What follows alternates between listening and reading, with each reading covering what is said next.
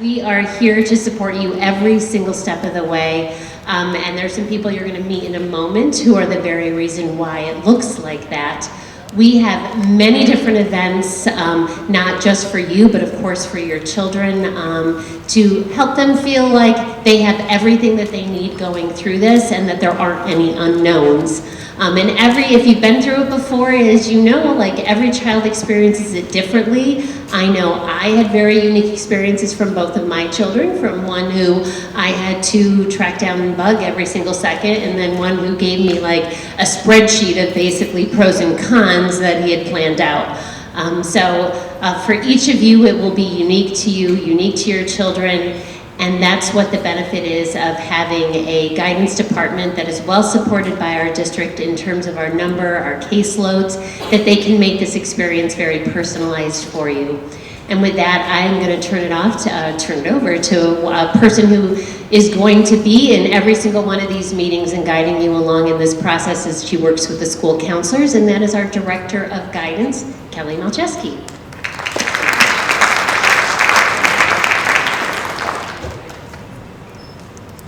Hi everyone, welcome. We don't want to take too much time with welcomes, but I do just want to say it's great to see you all here tonight. This is a really exciting event, so while the nerves are real and the stress of the process can be real, the reality is it's also a lot of fun, and we have a great time as a school counseling department supporting you through the process. And this does kick off the college admissions process, and certainly Kim is right. Everyone is somewhere different in this work. There are people in this room who haven't thought about the process yet. There are others who have gone through it with a handful of children already. Regardless of where you are, we're ready to meet you there as a school counseling department. And this event really kicks off that feeling and that process. So I do just want to welcome, we have 3 of the school counselors here tonight. Mrs. Leong, Mrs. Chalella, and Mrs. Hayen are here to support us with this event. And we have a wonderful panel of admissions experts who we will guide you through in a Q&A format so they can answer from the experts all of the questions that we have and that we get asked by families around the college admissions process. So again, thank you for being here. We appreciate it, and I will now turn the evening over to Mrs. Hayen. Thank you.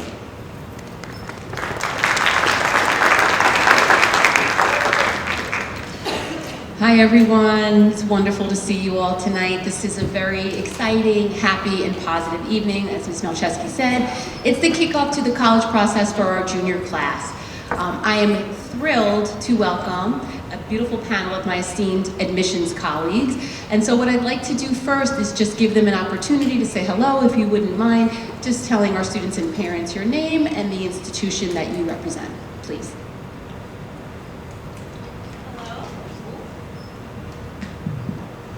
Hello, my name is Sophia Lockhart. I work for SUNY Rockport and the Regional Admissions Advisor for all 5 boroughs of New York City and Southern Westchester as well.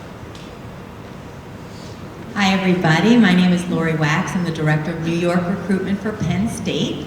I cover the entire New York metro area, all 5 boroughs, Long Island, Westchester, Rockland, Putnam, Mid-Hudson Valley, and I am very happy to be here with you tonight. You guys have an awesome counseling office. There's so many great events that your school plans, and we're really happy to work with you.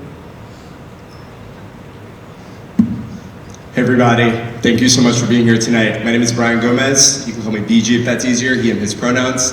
I work as an Assistant Director of Admissions at the University of Vermont in Burlington, Vermont. I'm originally from Westchester County. I come from White Plains, went to UVM, and I'm the admissions rep for all students in Westchester. So it's awesome to be here with some, again, phenomenal college counselors and admissions reps. Hello. Hi everyone, my name is Owen Wasslager. I'm from High Point University. I'm a regional admissions counselor. I live in Connecticut and I work with students all throughout Connecticut as well as Westchester. Thank you. Good evening everybody, my name is Michael Frazier. I am an admissions representative for Western Connecticut State University up in Danbury, Connecticut. I live in Danbury, Connecticut as well. I'm happy to be here tonight, thank you. Last but not least, I am Ashley Swangler. I use she, her pronouns, and I am a Senior Manager of Regional Recruitment for the University of Wisconsin-Madison, Go Badgers. And I cover the states of New York, New Jersey, and Pennsylvania, including beautiful Westchester County. Thanks for being here tonight, and thanks for the office for hosting us.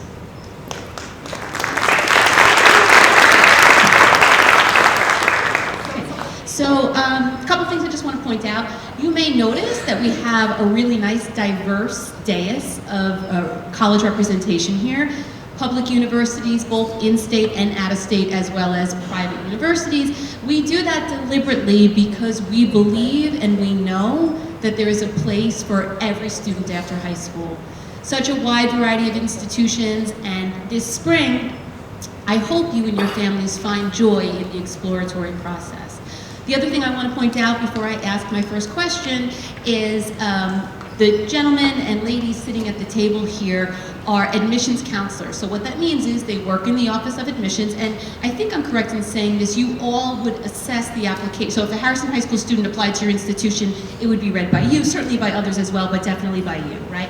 So I'd just like to point that out so you get a better understanding of my colleagues' positions at their universities. Okay, so my first question for the table is, everybody is about to embark on this process, and they will be applying to, large majority of students will be applying to college in the fall. So when a student submits an application to your institution, what do you look for? What's important to you? Are all parts of the application equally important, or do you emphasize some parts over others?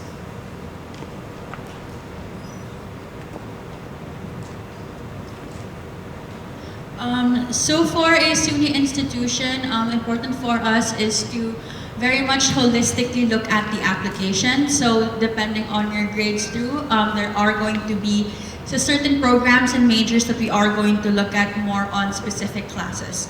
So for example, our nursing program, we're going to look at your chemistry and your bio.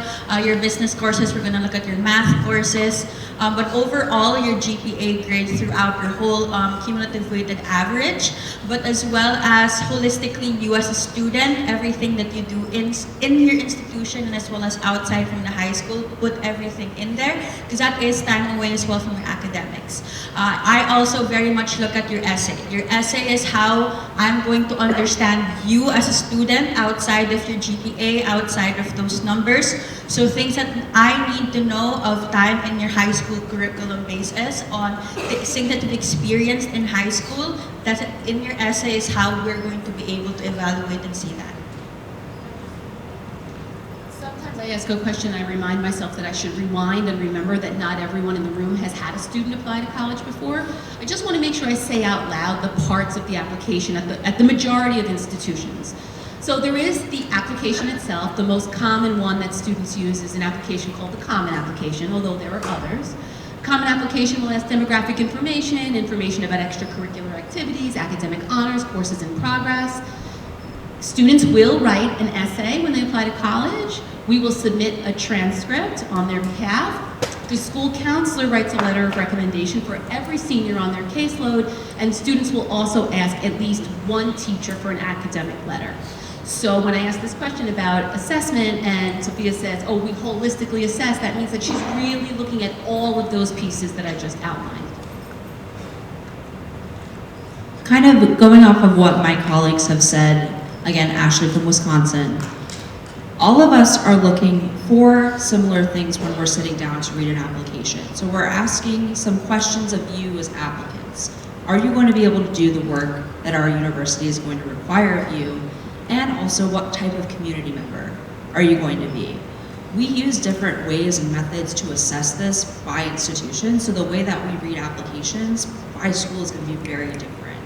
But the essence of what you're putting out there is very similar based on the schools. And I'm sure as we kind of dive into the questions that we're going to be asked, we'll get more into those nuances. But when you're sitting down to do your application, and this is really good food for thought for you as students right now, get to the top of mind, what are those things that you're interested in? Not necessarily exact majors, not necessarily the direct path, but what are those things that you're passionate now? Let that shine through in your application, whether it is through the activities that you choose, through the classes that you schedule for your senior year. Keep going on those passions that you have, because that's going to serve you really well in doing great work in the classroom, which is what we are looking for in competitive schools that are represented here, as well as that kind of third dimensional piece of what my colleague was talking about in the essays and other components of that application that are less black and white like a transcript. That's going to be set in stone. But those areas that you really can control, talking about your activities, the supplemental questions that we ask, those are really those third dimensional pieces that add depth to your application and show us the humans that are going to be coming to our campus. And all of us are in the reading process right now. And those are the things that keep me going in the hundreds, if not 1,000 plus applications that I'm reading in a cycle, is getting to hear those unique stories from students. So do know that it's humans up here who are reading, and we're looking for humans in the process to be coming to our campus. So I just want to add that I think a very important thing to remember in this process is that a lot of the answers are going to be, well, it depends. We all do things just a little bit differently, and my best recommendation, having been through this process 3 times myself quite a while ago, but start a spreadsheet and keep track of the schools that you're applying to, that you're interested in, and keep track of the different, there's going to be different requirements, different things that are like how many recommendations are required, different deadlines, there are different pieces to the application. Most schools now are test optional, some programs aren't test optional, so just to keep track of what every school is looking for. While all the pieces of the application are important, some things are going to be more important to some schools than others. At Penn State, we get a lot of applications, and we are unfortunately not able to be as holistic as we wish we could be. We are to some extent holistic, meaning we look at all the pieces, but the first and foremost thing that we are looking for really is your academic record, the classes that you took, years 9 through 11, the grades you received in those classes, the level of difficulty of those classes. That is the first and foremost, and pretty much every school, even if they are holistic and looking at everything, first and foremost, grades are always going to be the most important thing. So when you're looking at schools, most schools will give you a range of their middle 50% GPA range of their current freshman class, so you can get a sense of if you're a pretty clear academic fit, if something's a little bit of a reach, if something is fine. Another thing to keep in mind, though, is that many of us do admit by academic program or by academic college. So the GPA requirements for one major may be completely different than the requirements for another. We are all very accessible. You are welcome to reach out to us if you do have any specific questions about any of our institutions or any other institution. There's always a representative that is responsible for this area. So you know, ask questions and then keep track on that spreadsheet that you started.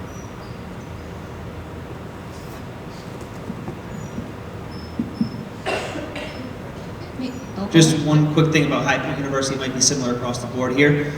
We recommend 4 years of math and science for students in high school. So, you know, some schools might admit per major. We don't at High Point, but we recommend 4 years of math and science for students all throughout 4 years.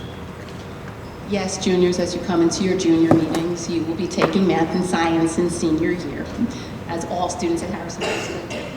Okay, so now that we're on the topic of academics, let's have a conversation about rigor, which is a word that will come up in the college process a lot. Rigor meaning, how much have you challenged yourself over high school in comparison to what you were offered? We are very, very proud to be an international baccalaureate, IB High School, right? We are so proud that all of our students access IB to a certain extent, particularly in the pathway that we have in ELA, which is so college preparatory because your literacy skills are so important as you move on to college. So I guess my question is twofold. What role does rigor play in your process of assessing applications, and what are your thoughts on IB curriculum as it relates to college prep? Happy to start this off. And so one of the things that we covered in the previous question was this idea of holistic review, and that we're looking at all the different pieces of the application when reviewing you for admission to our institutions. At UVM, and something that was brought up was that the most important part of our review is that transcript. And something that aids us as admissions counselors is the fact that we get something called the high school profile, which gives us everything we need to know about Harrison High School to best evaluate you within the context of the opportunities that you have here at Harrison. And one of them is that incredible IB curriculum, for which schools that have an IB curriculum are typically very proud to have that curriculum because it really challenges you as a student to dig deep into your courses and think critically. So it absolutely shows readiness for college if you have access and take advantage of the IB curriculum and are successful in that curriculum too. And so within our review at UVM, we look at your transcript, we look to see if you're meeting admissions requirements, we look at all of your grades, and we do look to see, again, if you've taken advantage of the opportunities to challenge yourself and be successful in those challenges too. Something that Ashley brought up in her previous response is that we're looking to see if you're ready for a college curriculum, and also if you are also going to be somebody who can balance their time well as a community member outside of your academics too. And that's something that we'll cover in more questions on this panel too, that while academics are a main driver in our review, they're not the only thing we're looking at. But certainly when I pull up an application, like I did an hour ago, the first thing I look at is the transcript for a student. I just want to mention, Brian mentioned the school profile that goes, it's coupled with every transcript that we send to every college when a student applies to. If you're interested in seeing the Harrison High School profile, it's right on the high school guidance page of our website. You're welcome to take a look at it. And just another note on rigor too. As I was looking at the questions earlier today, we do get the questions in advance, by the way. These are not just thrown at us blind. But as I was looking at them earlier, you know, I've worked in other institutions, and I've recruited Harrison High School for other institutions, as well as for Western. And I always remember the IB curriculum, and that's something that always sticks out. So that's why I put my fingers up and kind of snapped a little bit there, because it does stick out for me. Every time I think about Harrison High School, the first thing, those two letters come to mind. That's literally the first thing. Then the second thing is a kid who harassed me for months about wanting a Division I bowling team for men, which they don't even, that sport doesn't exist for men. Like, it's not, there isn't a Division I bowling for men anywhere. And he was really adamant about it. Unfortunately, I couldn't make that happen for him. But at any rate, rigor is definitely important. I would almost rather take a student who tried really hard in an IB course and maybe struggled academically and doesn't have as high an average as somebody who took a couple IB courses here or there because they could, to make it look nice, kind of peppered them in there wherever they could. I'd almost rather take the student with the lower average than the one who maybe has the 95 average, but you know, didn't really push themselves, because that student is really trying, and they're showing that they're trying. Again, maybe they're not succeeding at the level as, you know, that they could, but they're trying. So that's a really important thing to me too. On rigor, we do take a look at that and go, okay, yeah, but it is an IB course, or it is an AP course, or it is a dual enrollment course, whatever. We do pay attention to that. That conversation comes up in my committee meetings all the time. So it's definitely something to think about. We will address selecting a major later on in this panel, but we did bring up earlier that based on majors that you're applying to, there might be different things that we're looking for as institutions. And coming to top of mind for me is some of Wisconsin's direct entry programs. Harrison is a very competitive school, and so I expect to see business applications, engineering applications. These schools are a little bit more competitive than our general applicant pool. So for us, we have a little bit more of an expectation that there is rigor, particularly in the math and sciences, when we think about engineering versus math for business. Now, when I think about an art history student to call out maybe a less applied to major from this area, that's going to be something where I wouldn't expect that level of rigor in that particular area of math and science, but I maybe would see a history course or something that would relate towards those majors. So that might shift depending on what you're applying to. Again, we'll talk a little bit more about declared, all of those different options, but if you are a driven student that's definitely thinking about applying to more competitive programs at a competitive school, it is something to consider as you're selecting your curriculum throughout your high school experience. Thank you guys so much. Okay, so I just want to go back in time for a minute to pre-pandemic college admissions process, where the very large majority of institutions that students applied to required either an SAT or an ACT score. There was a population of colleges that were test optional at that time, but I think most people in this room probably know that since the pandemic, because in 2020 we were not able to administer SATs and ACTs, because we couldn't pull students together in groups, colleges were really forced to assess applications without an SAT or an ACT, and many have remained test optional since that time. There are some colleges that are stepping back into requiring SATs and ACTs, but many remain test optional. So just really quick, by a show of hands, how many of your institutions will be test optional for the 25-26 application cycle? Is that everyone? Okay, so 100% of these institutions are. So my next question is, if your school's test optional, which all of yours are, can you talk briefly about how you go about evaluating applications when students choose not to submit? So test optional means you can submit, but many times students choose not to, especially if there's like a differential between their SAT score and their school progress. So how do you go about assessing applications when students choose not to submit? I'll just go really quickly and say that about 80% of our applicants apply test optional. So it's more the reverse of this question is the it's more, that I have to think about more, right? Because I would be like, oh wait, this kid submitted test scores. I've got to think about this a little differently because so many of them don't. So, when we're looking at an application that's test optional, it's really no different. The only time that test scores ever matter in your application at Western is if you're going for a presidential scholarship, which is our full tuition scholarship. It's full in-state tuition, which New York residents are eligible for in-state tuition at Western Connecticut as well. But it's full in-state tuition. So we do look for an SAT score of 1340 or higher, and certain other academic requirements as well. We can talk more about those individually. But really, for us, I don't look at it any differently when there's a score there or if there isn't a score there. It opens up a scholarship or potentially, but other than that, it doesn't. As far as evaluating admission, it's no different. So I just want to say that when we are test optional, we truly are test optional. Nobody's trying to trick you up. You can truly apply without your test scores if you don't feel that they reflect your strengths. So what I love about us being test optional, we have not committed to be permanently test optional. We've only committed through 2026, and the reason for that is we're doing ongoing studies of how successful students are who applied with and without test scores, because it's very important to us to continue having a high graduation rate and to make sure our students are continuing to be ready for school and staying in school and successfully graduating from school.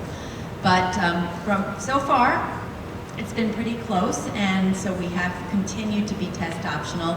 And so you really have the opportunity to be in the driver's seat of what you're showing, if you're showing your strengths. So we do offer a middle 50% range that we publish. I think, does everybody have that published? You guys don't. So many schools will give you a sense of where most applicants fall in grades, within test scores.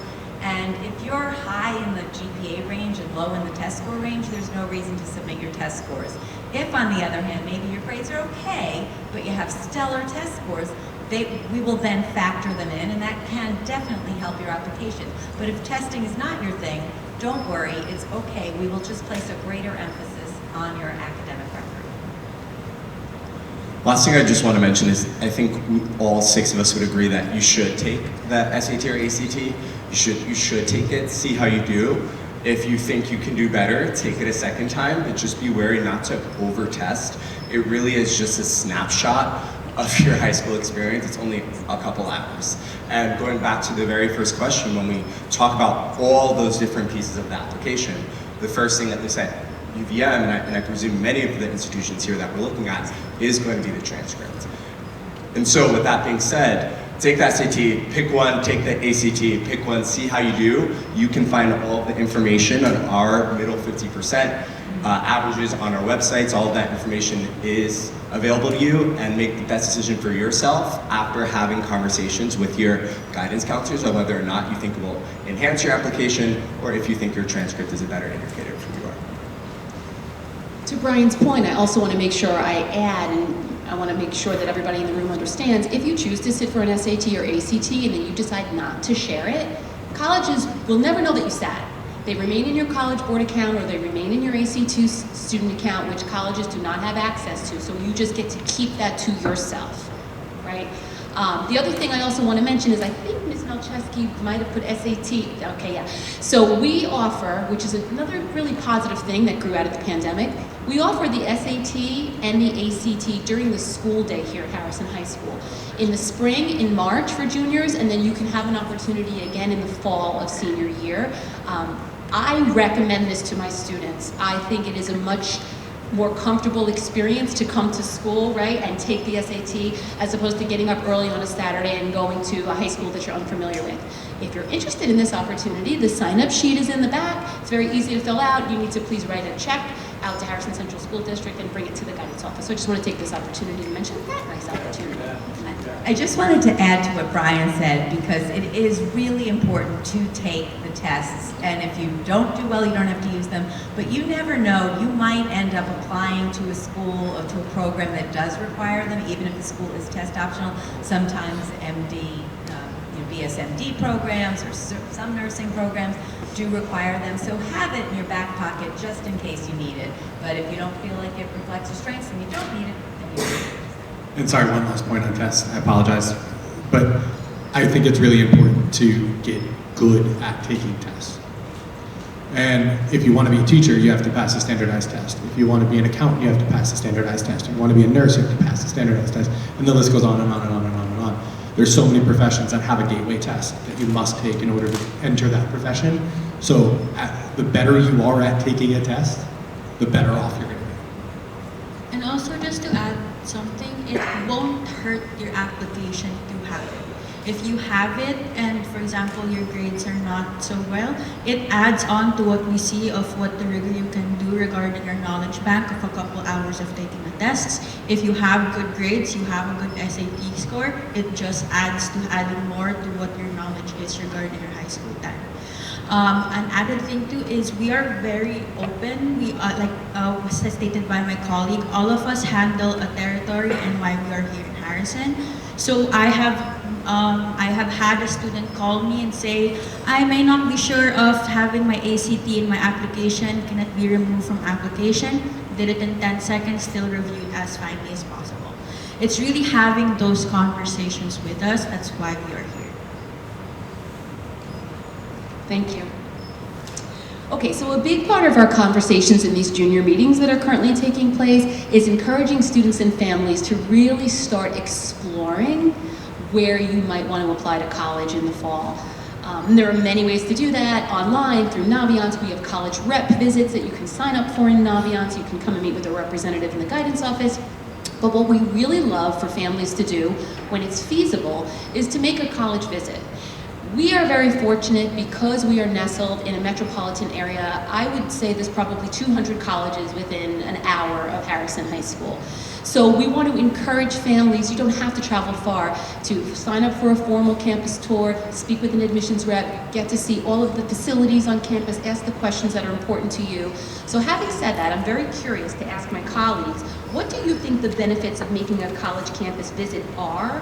Do you think that this helps students find fit when they're feeling overwhelmed in this process and they're not sure where to apply? And if students make a college visit, how can they make it worthwhile? Okay, so Brockport is a little bit farther away. We are up near Rochester, New York, so we're about 5 to 5.5 hours away from here. There's a conversation I always have when it comes to students from downstate. It is very important, and I will highly recommend every single time to please do a college visit if you can. There is a big difference of getting to be able to walk through the halls of your campus, getting to be able to eat in a dining hall if you can in your campus visit, and see yourself as a student on campus because you saw where you want to go to. Advantage of those is if you do a trip, there's multiple colleges that you can go to no matter where. So Brockport's right there, but also schools in Rochester and Buffalo are also there. So there's a couple ways to be able to do this.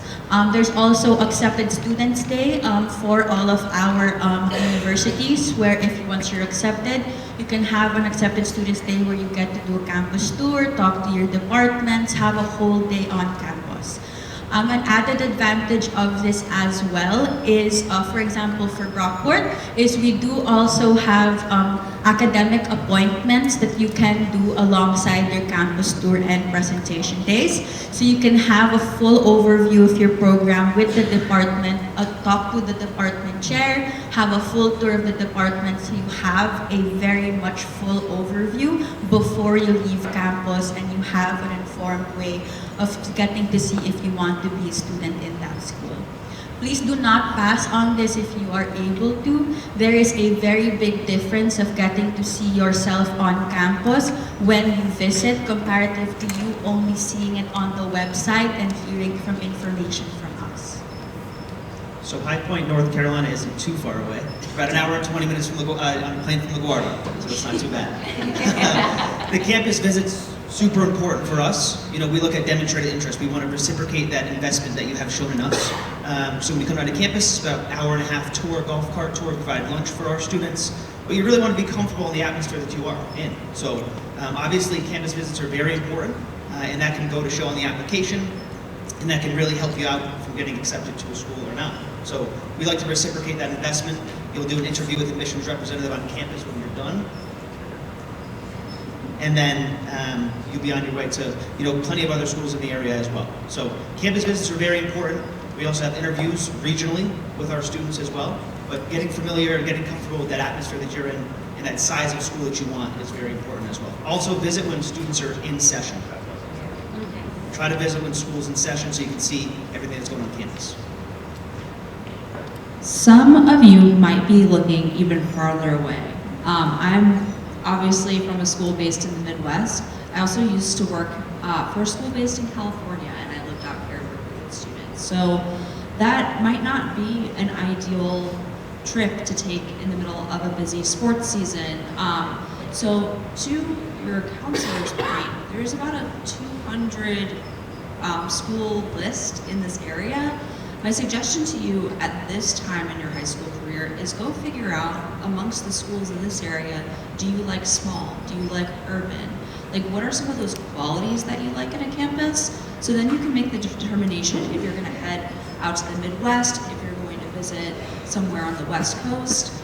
Have a more narrow list when you are spending, making an investment to go visit places, but kind of knowing what you want before those trips is really helpful in making the most of it and having an enjoyable trip as a family. There's nothing worse. I put my parents through it of like walking on the campus immediately going, I don't like this school. They like flew me on a plane to go there. So it's really important to kind of do some soul searching, kind of get to know what you like ahead of time, and it's an easy train ride down to the city, a car ride out to Long Island to kind of see some of the schools in this area that you might enjoy. Last thing I want to mention to this question about visits is the opportunity for virtual visits, and mentioning how in the previous question about test optional and how that came about because of the pandemic. One of, I think, the bright spots in admissions from the pandemic is all these institutions really fortifying their virtual options for students and families. And even though it's not the same as being on campus, when you're at this stage of building your list, it's a great way to show interest, to take half an hour from your evening to hear from an admissions counselor like us, hear from current students, get maybe a virtual tour, and help you get a better sense of what it is you're actually looking for. So don't miss out on those virtual opportunities, because they certainly do count at institutions like UVM, and I presume a lot of our institutions. And then if you do get the chance to visit a school, I always mention to students and families how it's very easy to make the most memorable thing about that visit the dorm. And the reality is, a lot of schools are usually showing you their best dorm on campus. And so just keep that in mind, that where you live is going to be an important part of your experience, no doubt. But hopefully your college experience is not just an experience that has you in your dorm the entire time. Hopefully it's an experience that gets you out in the community, it gets you involved, and gets you engaged, because the data shows that students that are engaged on their college campuses are students who do better in the classroom and students who stay on their college campuses. So take the dorm tour, of course. Take in what you see, ask questions about residential life, because it is very important, but try not to make the whole visit about the dorm. And as you do more and more visits, I always encourage students and families to make a specific photo album for each visit, just because as you do more visits, the visits and kind of what you see, kind of what you remember start to blend. And when you do get to the stage of receiving all those admissions offers, which we hope, that you do receive in the next year, it'll help you to get yourself back in that mindset of mentally putting your backpack on and visualizing yourself as hopefully as a student on campus. So I just want to reiterate what Ashley said. I cannot stress how important it is just to get out and visit any school. One of my favorite memories are college road trips with my kids. But a student may think they want a really big school until they get onto a really big campus. They may think they want to be in a city until they see a city school. They may think they want to be on a rural college town campus and then realize that's not for them. So even if it's not the school you're applying to, it is definitely important to just get out there and get a sense of what you like. There's 2 rounds of visits. There are the visits to try to figure out where you're going to apply. You are very busy. Your students are involved in ton of activities. It's not always easy to get to visit every school that you might be applying to. You will have that opportunity again, as I said, in April or March to go to accepted student days to the schools that you definitely did apply to. I mean, ideally you get to the schools that you do want to apply to, but just being able to narrow down based on factors, but you might not know how you really feel about those factors until you're actually in that situation. And I just want to make one more point too, that not all visits are created equal, right? So a typical campus tour, right, which we offer 5 days a week at Western, is a campus tour with one of our student ambassadors. You get to talk to an admissions counselor, that's great. But we also have our open houses in the fall. And an open house in the fall includes not just the tour of campus, but also discussions with faculty. There's usually some sort of like a fair kind of environment where you can walk around. Oh, that's the major I want to do. Let me go talk to that professor and find out more about it. Or there's that student club that I read about on the website. Could be really cool. I want to go talk to that representative from that. So my advice is to make sure that the quality of visit that you're planning, right? So maybe take the schools that are at the top of your list and try to attend their open houses if you can. And then the schools that are maybe more towards the middle or bottom of your list, do just a regular visit to those. And you may find in that regular visit, wait, hold on, this is cool. I want to know more. You may still be able to go to an open house at that school as well. It just depends on the school. But just make sure that the quality of the visit is important, and that's typically based on the type of event. If you go on a Tuesday to most of our schools, you're not going to get to talk to a faculty member or a student representative other than the ambassador that's giving you the tour. So it's really nice to come to that open house environment where you really have everybody in front of you and you have that experience to be able to learn way more about that program or that club or etc. And just to add, do not be afraid to bring the questions that you have in those campus visits, especially as you have an ambassador already with you that is a student of the campus. You have advisors with you doing the presentation. That's why we're there. So as long as the questions need to be, we will gladly be able to be open with it, and take advantage of having a student ambassador with you right there. Talk about their experience, what they love about the school, what they wanted to do. Because that's how you're going to be able to really see an overview of what you can experience as well as a student right there. I've Can you even guys had... tell? Sorry, I was going to say, can you guys tell we're pretty passionate about the campus visit? Because we all had to say something. Yes, it was a very robust conversation, and I appreciate it. I've even had students, to Sophia's point, take a college tour visit and kind of speak with unofficial students on campus, just kind of walk up to students and say, talk to me a little bit about your experience here, what classes do you take? And that's where you can really get the real deal inside information. All of these wonderful opportunities are very easy to sign up for on every college campus's website. Usually right on the homepage you'll see a link to visit, or sometimes it's on the admissions page of the college's website. One other thing I just want to mention before I get to the last 2 questions, which I want to get through kind of quickly because I want to give you an opportunity to ask the panel some questions. When we start talking about FIT, I always feel compelled to mention the cost of higher education in the United States, and I recognize that this is 100% part of the decision-making process for a large majority of the families that we work with. I just want to start by saying that there is the sticker price of a college and then there's the actual cost. When we're talking about sticker price, there's no way around it. SUNY is here deliberately for a New York State high school graduate who's a New York State resident. The sticker price will not get more affordable than a SUNY education. However, every college has a net price calculator on the financial aid portion of their website. You can go to visit the financial aid office while you're visiting a college campus, because between a combination of merit aid and need-based aid, which which is based on family income. It's very difficult to predict without those tools and those conversations what the actual cost will be. We offer a lot of financial aid support in the fall for senior families. We have an information night, we have a FAFSA completion night, and all of that's coming. But when we talk about fit, I think that the elephant in the room is also the cost of education, and is 100% a part of the decision making. Did anybody want to add to that, or enough said? Yep. I would just add really quickly, sorry, that there's the 2 points of the sticker price and then the actual cost. And definitely ask that question, like, do you guys give merit scholarships? Right? Some schools up here give merit scholarships and some don't. Depends. I mean, maybe we all do. I don't actually know that for a fact. But there's some schools out there that do give merit scholarships and some schools that don't. So that can, kind of change that thing. And I just also want to reiterate that Western in Danbury, we do offer in-state tuition to New York residents. So you're paying the same as a little bit more than a SUNY, but not a whole lot more than one of the SUNYs. Do you just want to add as well, speaking from an out-of-state perspective, a lot of us do offer scholarships, but it's important to read the fine print on websites because some of us will require supplementary applications, some would require SAT or ACT scores, for example. So if that's a part of the consideration, and if you're also very serious about attending a school outside of the state of New York, my big piece of advice right now is to also look at those external scholarships. Websites like FastWeb, Going Merry, these are all great resources where you actually tonight can create an account and start applying for scholarships.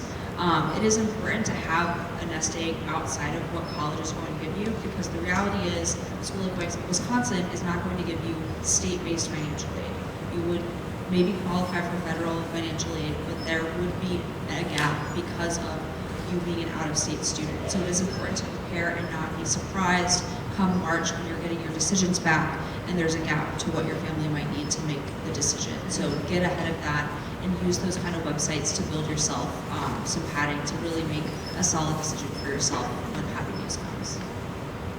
And just to really hammer that, there are so many scholarships in Westchester County that you could apply for. Like seriously, have that conversation with your guidance counselors as soon as you can. I remember, like I said, I'm from White Plains. I went to White Plains High School.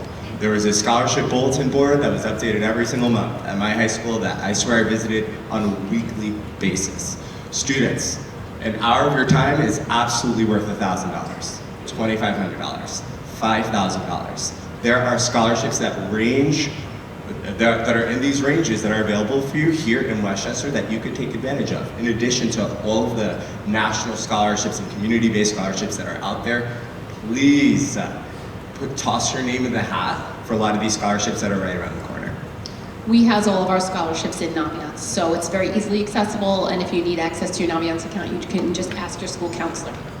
I just want to add also, like in the SUNY system as well, there are different scholarships in different SUNY institutions as well, even with already the cost of a SUNY education.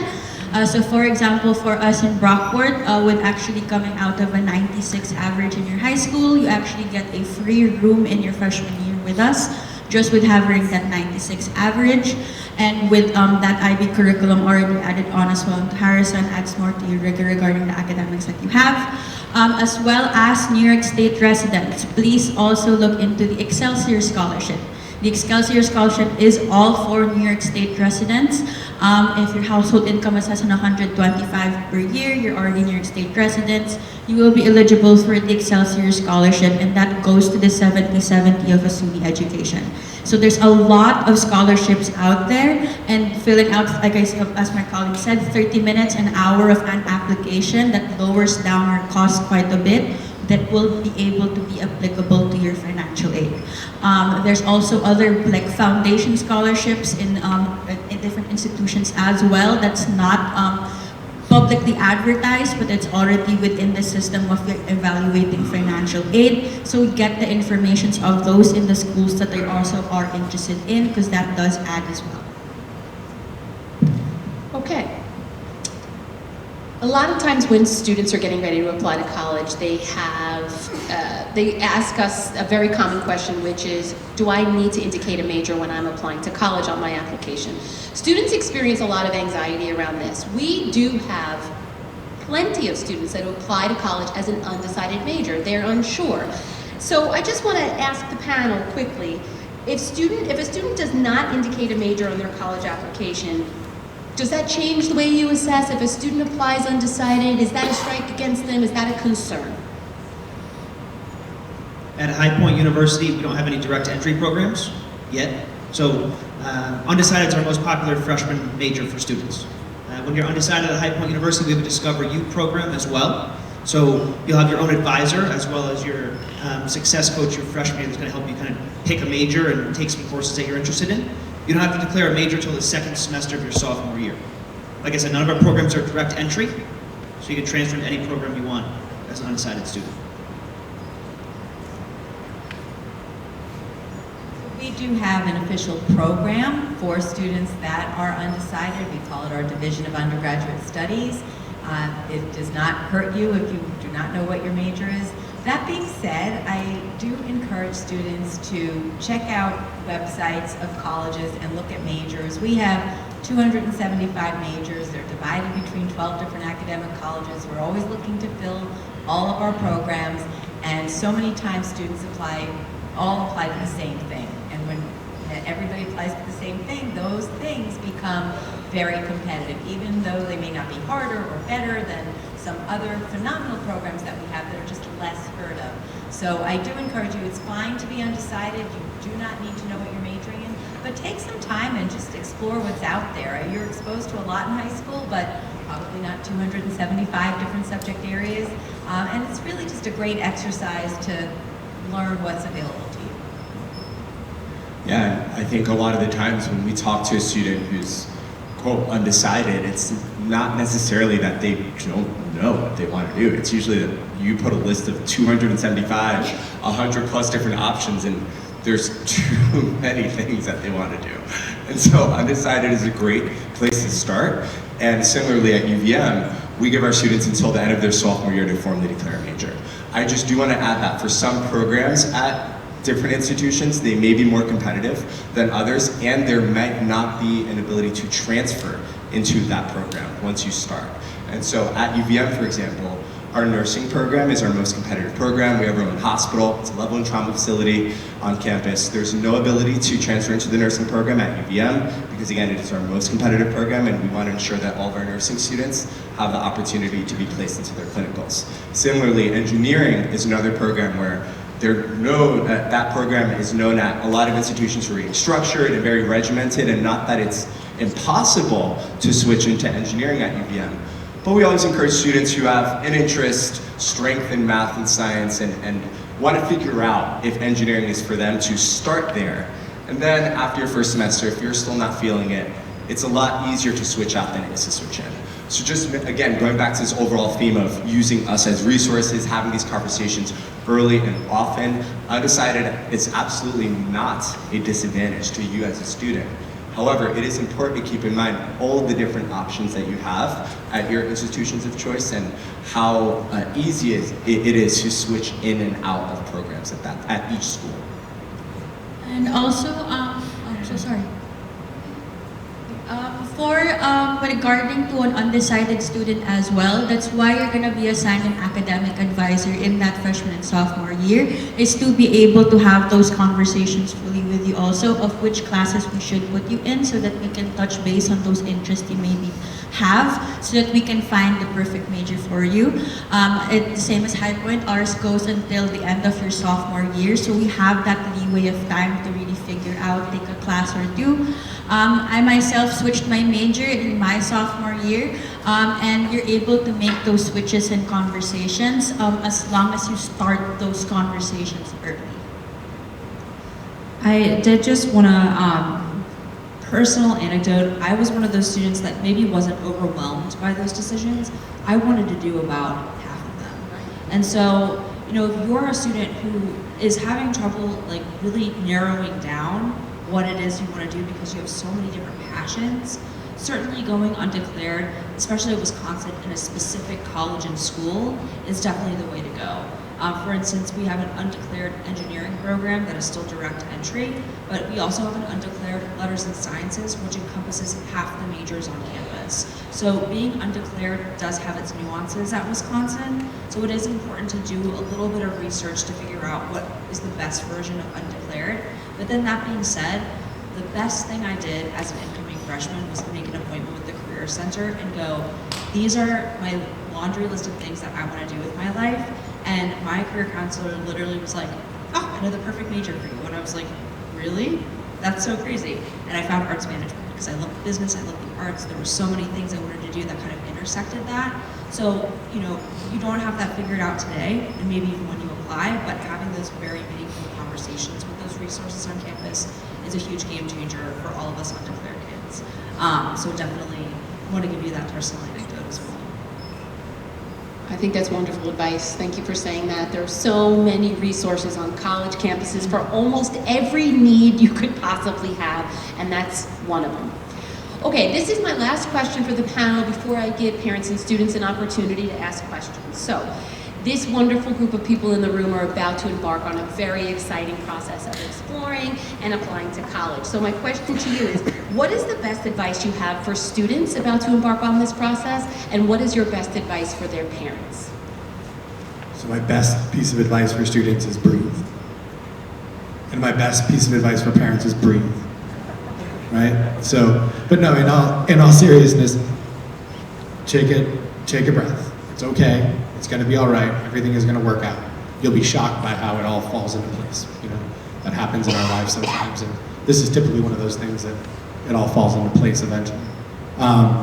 For students, make sure what you're doing is when you go through the process, typically writing your essay, right? How many of you have written your essay yet? Students in the room? Nobody? How many of you are excited about writing your essay? And don't just say it because I'm here. 2, 3 maybe? All right. How many of you, when you come home from a fun day at whatever it is you do, maybe a sport or cheer or dance or art or whatever it is, and something really cool happens that day, you come home and you run in the house, you throw your bag down and you kick your sneakers off and you run through the kitchen, you go to the living room, you go, Mom, you're never gonna believe what happened today. Has that ever happened to you? Right? It's happened to everybody. And what do you do right after you say that? You tell a story. Stories are everything in our lives. We tell stories all the time. All your college essay is another story. So that's my piece of advice, because students get freaked out about the essay. It's just another story. Like the one you told to your mom this afternoon, the one you texted to your friend 20 minutes ago, the one you were texting over here while we were all talking. It's the same thing, right? It's a story. Don't be afraid of it. It's not some big, scary thing that has to be, encompass everything about your life and be perfect. It has to be a story, and it's got to be about you, and that's all that matters. So that's my biggest advice for students, because I always get the question about the essay, and there wasn't one on here, so I had to make sure I made that point. And for parents is, my number one thing to say is this: an email from a student, or a phone call from a student, or a question from a student during a visit means way more coming from them than it does from you. No offense to parents, don't get me wrong. I'm not trying to be, I want to hear from your student. I'll answer your email, and I'll be happy to speak with you, and I want to talk with you, but more often than not, in some situations, I do have parents that take over the conversation, and the student never says a word, and I had a 10-minute conversation with the family, and I didn't hear a word from the student. And that's not what we want to see. Obviously, that's not necessarily a bad thing. That kid's not getting admitted, but that's not going to happen. But I want to hear from your student. Let them take the step. You're there to help them and support them, but let them take that step. So I just want to say, have fun with this process. Try not to get stressed out. There are thousands of fabulous schools out there. You can only go to one at a time. Don't just be focused on the schools you've heard of or the schools that all your friends are going to. Keep an open mind. Check out, explore things you might not have considered. There are just so many incredible schools. You can be successful at pretty much any of the ones that you go to. I promise you there's a reason why people end end up where they end up. A few practical notes that I would recommend. We do communicate mostly through email. I highly recommend set up an email that you don't use when you take the SAT or the ACT. We all buy lists of names of students. So you're going to, as soon as you take that SAT or ACT and you put your email address, you're getting thousands of emails and you're not going to be able to keep track of your inbox. So when you do fill out the Common App that we talked about, or any of the schools that you are applying to, have a specific email address that you're only using for those schools so that you don't miss important emails about missing information that you need to complete your application or scholarship opportunities. So do get in the habit of checking your email and definitely use one that is not going to be inundated. And trust me, your inboxes will be inundated. And then again, I mentioned this earlier, but that spreadsheet to keep track, if you do visit schools, take notes on it, be aware of different application plans. There's so many different things we could talk about. There's early action, there's early decision, there's rolling. So you can learn, I'm sure you'll talk to your counseling office and learn about these different options, but know what schools offer what, know what those deadlines are, and just try to keep it organized. It'll make it a much more pleasant process. But I promise you it really all does work out. Just one last thing, we are your biggest advocates for sure. So the relationship with your admissions counselor can go a long way. I know this is my 4th cycle, I think it might be 31st or 32nd. So, you know, we're really advocating for all the students that we work with. You know, I want every student in Westchester or Connecticut to come to High Point, but we're gonna be your biggest advocate throughout this process and take advantage and get to know who your admissions counselor is for the area that you are from. And also just take advantage of all the things that Harrison are doing regarding our college prep. I think Harrison is very good regarding the college process, regarding assisting their students. So please just take advantage of all of those as well. That's why you have your guidance counselors to be able to help you feel supported throughout that time. That's also why we're here. That's why we have our emails that we readily always give in college fairs and everything that we do. Because we really want to be able to assist regarding that college process for it not to be as overwhelming as people think it is. Okay. I'll mention for students that your time at Harrison High School is going to go by a lot faster than you think. And so when you do get to your senior year, enjoy your senior year and celebrate all the milestones. Celebrate your first day of high school. Celebrate your first college tour. Celebrate getting that first draft of your essay done. Celebrate getting the first application in. Celebrate all those different milestones because senior year goes by so fast. And my piece of advice for all the family members that are here, I work as a coach and personal trainer outside of my role at UVM, and I think that there's a lot of elements of coaching that go in line with this process. You're somebody who's often reassuring, you're somebody who's often redirecting and doing a lot of repeating. And as you go through this process and you think about where coaches stand when athletes perform, they're typically on the sidelines. And so you absolutely have a role in this process. This is a family process, but let your student take the lead, as was mentioned, and be proud to be a part of this process and being able to see your student start this new chapter of their experience. And I'll be very quick with my advice. First, for students, think about not just the rankings of the important program that you're applying to. I think especially of those driven engineers, future doctors. You know, you're always looking at rankings and ways that you're going to get a leg up. But most importantly, think about the place you're going to be living. You're going to be in a classroom for a fraction of the time, and you're going to be living in this place a lot more. So really taking that into consideration in your college search is super important, especially if you want to stick to a campus. You want to enjoy every aspect of it. And that also is for parents. It's not just about the notoriety, the name brand. It is really important that your student goes to a place that they really love and enjoy, because that is where they're going to be successful. And even though it might be a great dinner conversation to have that your student goes to X, Y, and Z, it is a lot of pressure. And so to kind of really level set and realize that many schools across the country are graduating entrepreneurs, leaders in many different industries, it's really important to know that there's a fit for everyone. And all of us and many of the schools that we travel with are excellent. And so the world is your student's oyster, and just go for it. And with that, I think that's a good way to end our spiel up here. Okay, wonderful, sage pieces of advice. Thank you all. I'd love to, because we do have a few minutes, I'd love to give anyone in the room that has a question for the panel, parent or student. I promise you that if you have a question, 10 other people in the room have the same question. So if you can just raise your hand if you have a question that you'd like to pose to the panel. Mr. Goldie.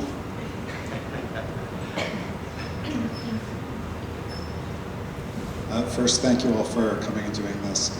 For those of you who have direct entry programs, is it easy to find typically on the website the differences in the admissions rates and things like that for the programs themselves? So for us, it's specifically nursing. Nursing for direct program with us, the information is all through our website. But also there's some nuances regarding nursing program because of regions, chemistry and bio, as well as if they've taken living environment in their high school time. So that's what we recommend, to call the admissions office as well. We have advisors every single day that will be available to have those full overblown conversations of the overview of what the program will entail. At Wisconsin, it's less of stats on the website and more of recommendations that we have for your students' curriculum. So that would be, again, thinking about engineering, IB for sure, higher level in math and science, would be ideal for those most successful candidates. But again, it really is dependent on major. We do have direct entry arts programs, and that would be more of a portfolio submission rather than more of a rigor-focused process. Still looking for highly qualified students, but less emphasis on the rigor. So I'm not sure, were you asking for statistics of admissions rates for these programs or requirements for them? Well, the comment was that our science programs are harder to get into Right. admissions, so which ones that Right, so at Penn State, we don't publish the admissions rates specifically by academic program, but if you speak to me, if you reach out to any of those academic colleges, I can tell you at Penn State business is extremely competitive compared to our other programs, nursing as well, because we have a limited number of spots, but there aren't numbers published, but we will have a conversation with you and let you know when we do publish our middle 50% ranges overall. So usually I tell people if you're looking at those very competitive programs, to keep thinking about those 25% of students that are above those ranges or the top end of those ranges. But the best thing would be to reach out to keep contacts from those programs, and you can get those through most I would think would get those contacts. Okay, we have time for one more question. Is there anyone else in the room that would like to pose a question to the panel, student or parent? Good. Thank you. Hi, you spoke about for the admission process, looking at the holistic side of it. But then we also see, and it's not challenging what you said, but just to make more sense, so we understand too, the non-holistic side of it. You know, we're in a program where we have IB diploma, IB classes, high IB, low IB, and I think a lot of times, unless you're really understanding every little part of it, we don't know sometimes the non-holistic side of it. And you brought up some examples of you would almost rather see someone reaching for a higher IB versus a non-IB, but is there a line of, you know, like for certain schools where, or if you're standard IB versus high IB, you know, what's weighing more, and are we factoring into, from our perspective, like the GPAs of the kids and all that stuff? Sure. So I'll just answer to my point about I'd almost like to see that student reach, of course, but not to the student's detriment, right? You know, like I don't want to see a student failing courses because they're taking IB courses that they shouldn't be taking. Obviously, no one wants to see that. But you know, the student that maybe has a 82 average compared to the student who has a 92 average that didn't take the IB, I want to take the kid with the 82 IB, right? That's what I was referring to. Sorry, I don't want to see anybody fail. That's not what I was going to say. But yeah, I mean, at the end of the day, right? We're all colleges and universities. The whole point of that is academics. All the rest of it is important too. Don't get me wrong. The student life and the housing and the athletics, all of that's important. But we're we're schools. At the end of the day, we're a school. And so we're going to look primarily at what you did in school, right? That's the thing that we're going to focus the most on. So the transcript, like BG said earlier, that was the number one. He opened up an app a couple hours ago. The number one thing he looked at, the first step he went to was the transcript. On all of our application readers, I'm sure, the first thing that comes up on mine is the transcript too. I get a little landing page that tells me a little bit of general information about the student. The next thing is the transcript. So it starts at the transcript, and typically in most cases it does end in the transcript. And what I mean by that is that when we're making a decision, I've never, in my experience, and maybe this is different for other folks here on the panel, but in my experience, I've never had a student that I wasn't going to admit, right, because academically maybe they didn't cut it, but I admitted them because they had a really strong essay. And I love the college essay, don't get me wrong, I think it's the most important thing. I love it. I'm a college essay geek. But I've never had a student where the essay changed the decision that we were going to make. Maybe in my mind it did, but typically our decisions are made by a committee, right? So we do an initial read and we do a secondary read through a committee. And the secondary read through committee is where other people come in. Some people are like, yeah, we know you love the essay, Mike, but sorry, it's not gonna, in that, I've never also had a student who had a bad essay, but a really strong transcript that we didn't admit because they had a bad essay, right? So, again, I think at the end of the day, the weight really truly, for at least in my experience in admissions, and I've been doing this a while, the weight at the end of the day falls primarily on the transcript. So I just want to say, sometimes those things are more like tiebreakers. So if you have two students, certainly the grades and the courses and the rigor of coursework is going to be the most important thing. But oftentimes, maybe I have 10 students and I have 5 spots and they all have the same grades and they all have very similar academic transcripts. So that's where all those other pieces can come into play. I do think it is important, though, to mention that some of our schools up here will track demonstrated interest. Wisconsin is not one of them. We rely on our supplemental essay. So we might have students that look very similar on paper when we look at transcript, activities. They're all going to Harrison, they're all well qualified, but then we look deeper into why do they want to come to Wisconsin? What effort have they put into this essay, and what is the plan for their 4 years? If they're undeclared, how have they spoken to exploration on our college campus? And it's not just about the traditions coming to us to have a great time, we really want to see some substance there. So although it might not be the most important thing, I think for us it really can be a tipping point in our process in differentiating students who look very similar on paper to each other. So when we are talking about holistic review and the difference between universities, that was an excellent case study on how it could be quite different based on school.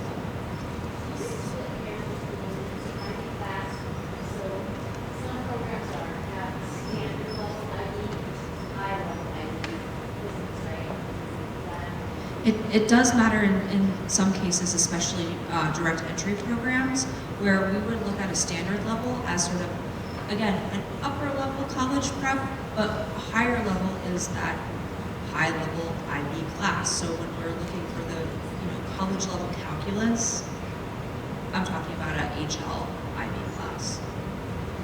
But again, that's for Wisconsin, so. Always keep in mind, though, it also matters that the student can perform within the context of that curriculum, and that's the line that we walk every day when we make decisions for students academically. Okay, please join me in thanking my esteemed colleagues for their time, their energy, their expertise, and coming out on a Monday evening to support your children in the college process. I also want to thank all of you, students and parents, for coming out tonight. We are very excited to embark on this process with you. We want to encourage you to utilize your school counselor for any question or concern, and to please keep coming to our evening events where we'll all learn and grow together as we move through this process. Have a wonderful evening. Everybody get home safe. Thank you so much.